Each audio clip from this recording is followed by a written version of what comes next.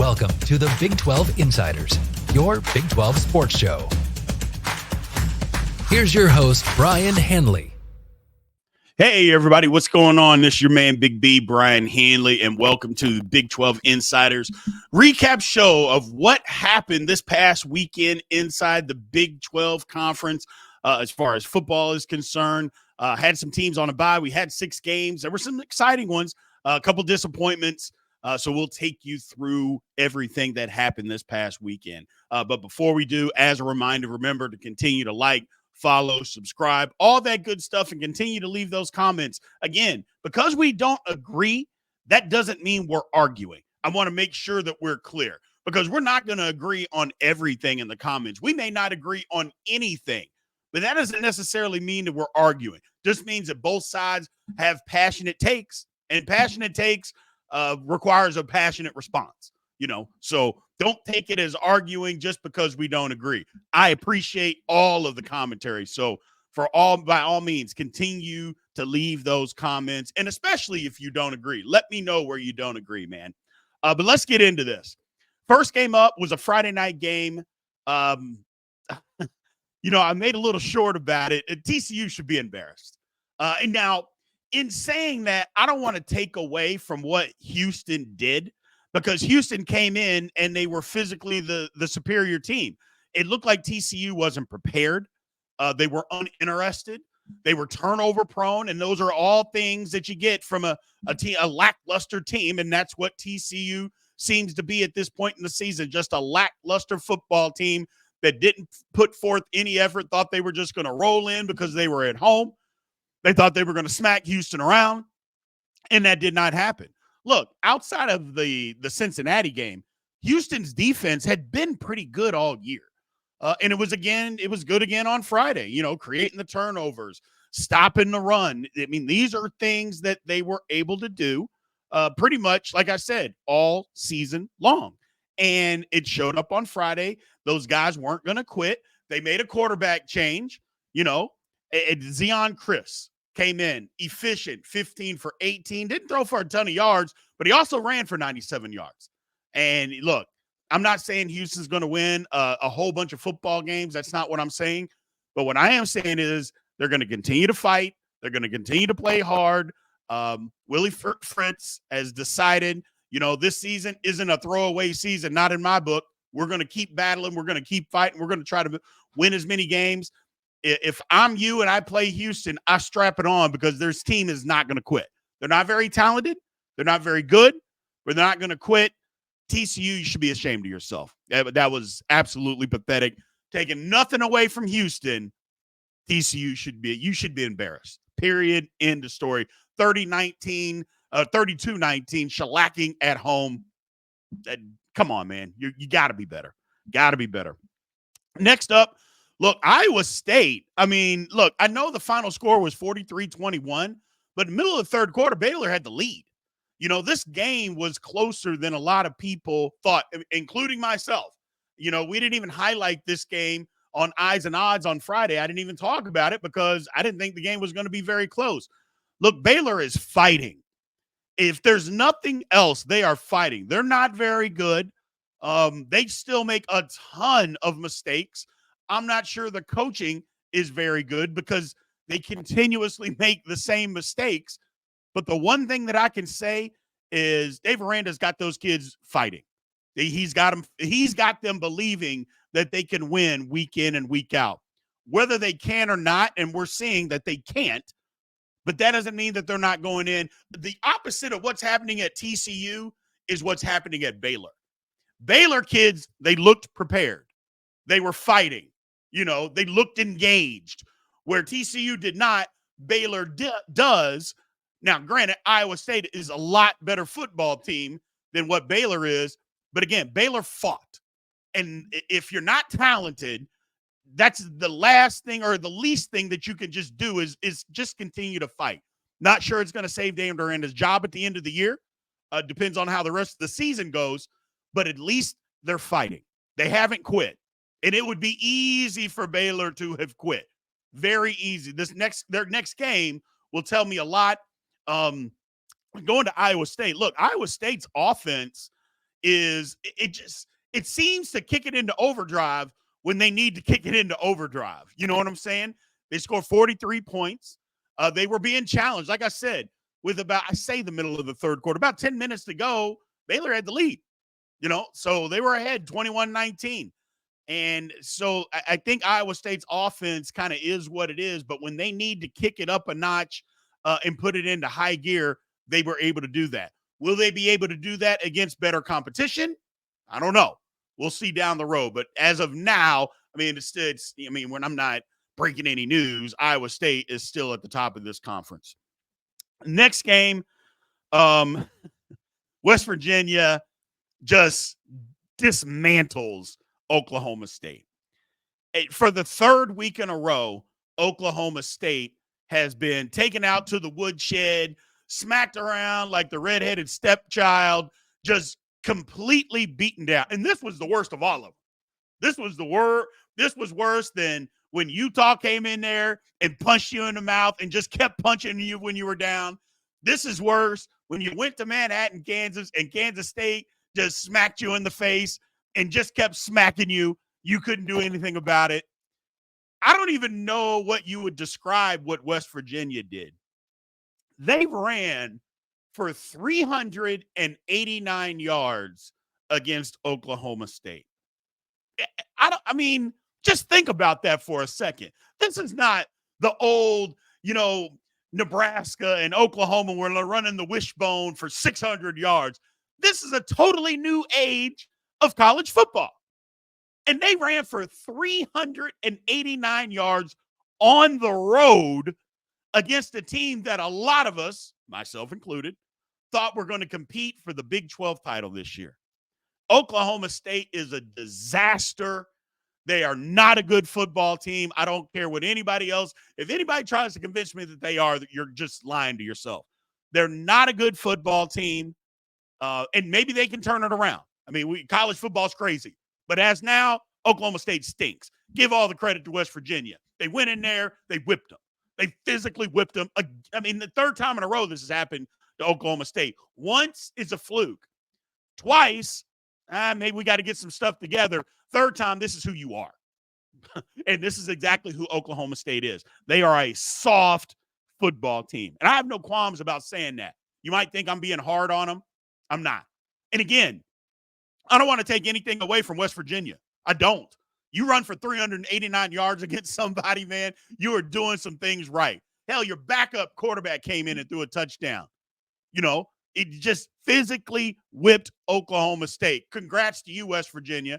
Again, the season may not have gotten off to the kind of start that you wanted it to get off to, gave away a game, but here you are. Here you are. So you've got an opportunity. Way to get up and basically say, I mentioned this. I didn't think it was a make or break game, but I thought it was a game where West Virginia had an opportunity to say, you know what, we're a little bit better than what we've put out there on the field. Well, if this is any indication, then I say you're a lot better. And Oklahoma State is a lot worse. I'm not going to get past that. Time of possession was 42 minutes to 17. I didn't say, or I'm not rounding up. It was 42 minutes to 17 in a Power 4 football game in conference, and Oklahoma State went to the Big 12 championship game and had all those starters coming back, and this is what happens to you at home. If they don't make a quarterback change, they're not trying. It's not fair to the team. It's not fair to the other coaches, and it damn sure isn't fair to the fans if Oklahoma State doesn't make a quarterback change. I'm sorry. We're in a day and age where we criticize these football players for taking money and all this stuff. If we can do that, then we damn sure can criticize him for bad play. Alan Bowman is not a good quarterback. I'm sorry. He's not. It's time to go a different direction. It's just time to go a different direction. Period. End of story. Mike Gundy, you're a better coach than this. Make the change. You're not going to the Big 12 championship game if you do the status quo. That's not happening. So you might as well make a change now and get ready for the future is all I can say. That's all I can say, man. Terrible. Next game up, UCF.